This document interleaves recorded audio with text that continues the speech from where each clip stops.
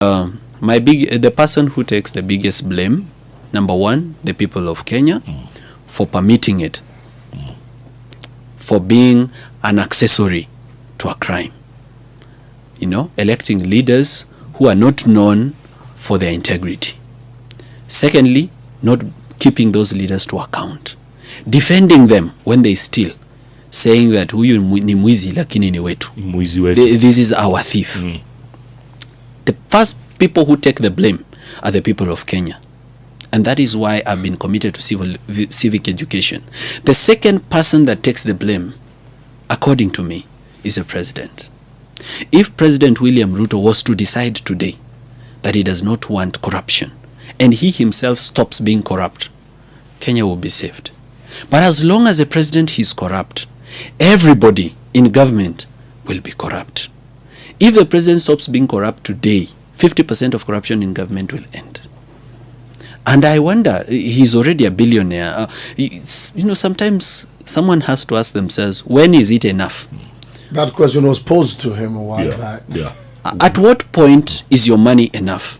Because I've gone to his home in Kilgoris. I was there last week. As I went to check something called Ildolisho Kenya Utalii College. Just next to his home, 2 kilometers from his home. His Kilgoris home. He launched Ildolisho Kenya Utalii College. Today, nothing. And the PS for tourism comes from that community. It comes from that village.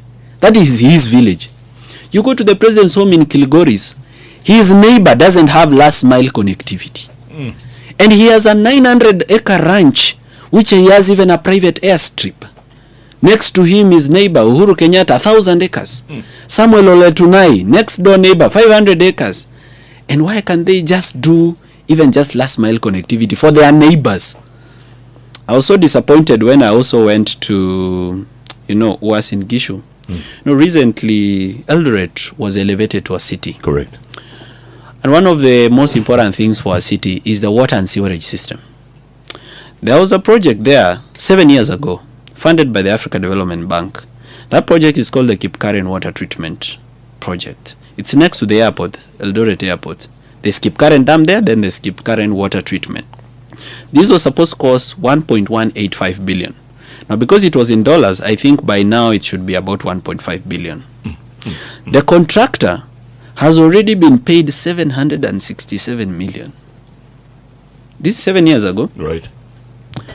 This contractor has been paid 767 million.